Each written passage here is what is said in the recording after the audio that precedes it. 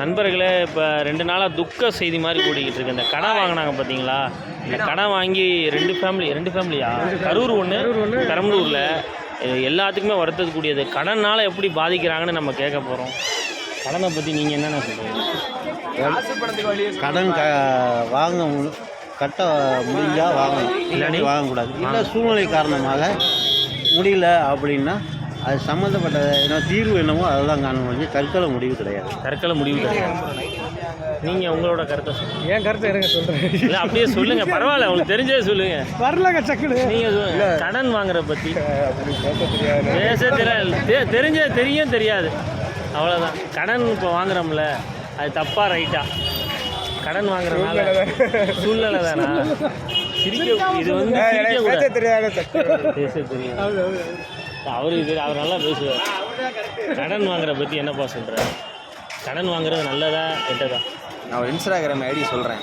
இல்லை இது கடனை பற்றி இங்கே பேசியிருக்கியா? ஆமாம், இவர் தான் பேசியிருக்காரு. இது எல்லாருமே தெரியும். கடனை பற்றி எல்லாருக்குமே தெரியும். கடன் வாங்குறது தப்பா ரைட்டா? கடன் வாங்குறது தப்பா ரைட்டா? கடன் வாங்குறது தப்பா ரைட்டா கிடையாது. நல்லா புரிஞ்சுங்க, கடன் வாங்குறது தப்பா ரைட்டா கிடையாது. இந்த கடன் இருக்கிறதுனால வாங்கணும். தற்கொலைக்கு காரணம் அவங்களோட முட்டாள்தனம். அவங்களுடைய முட்டாள்தனம்.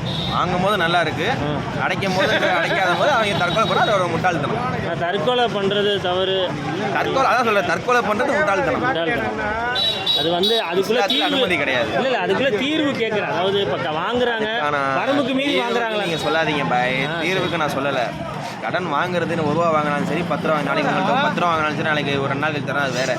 கடன் வாங்குறது தன் அளவுக்கு மீறி கடன் வாங்கி போறவனுக்கு ஆபத்து. கடன் அது அளவுக்கு மீறி வாங்குறது. கடன் அளவுக்கு மீறி வாங்கி போறவங்க ரொம்ப ஆபத்து. என்னைக்குமே ரொம்ப அடி. அவரோட கருத்தை சொல்றாரு. அவர் பேசிட்டாரு. அவர்கிட்ட கடன் வாங்குறது கரெக்டா தப்பா? இல்ல சொல்லுங்க, உங்க கருத்தை சொல்லுங்க. கடன் வாங்குறது தப்பு தான். சூசைட் பண்ணிக்கிறாங்களே, தற்கொலை பண்ணிக்கிறாங்கல்ல, அதே கடன் வாங்குறாங்க. ஏன் கடன் வாங்குறாங்க? அளவுக்கு மீது வாங்கினா அது ஆபத்து தாங்கிறீங்களா? கொடுக்க எவ்வளோ முடியுமோ அவ்வளோதான் வாங்க முடியும். அதுக்கு மேலே வாங்கினா அது கொடுக்க முடியாது. அப்படி சொல்கிறீங்க. ஆனால் தற்கொலை வந்து தீர்வா? தற்கொலை அதுக்கு மேலே கடனா தற்கொலை தான் தீர்வு. இல்லை தீர்வானா தற்கொலைக்கு நம்ம தாண்டி தானே வரணும். தற்கொலை பண்ணுற அளவுக்கு ஏன் உன்னால் கொடுக்க முடியாது, நீ ஏன் வாங்குற? 100 ரூபா வாங்கு, கொடுக்க முடியல 500 ரூபா நீ வாங்குற. அப்படி சொல்கிறீங்களா?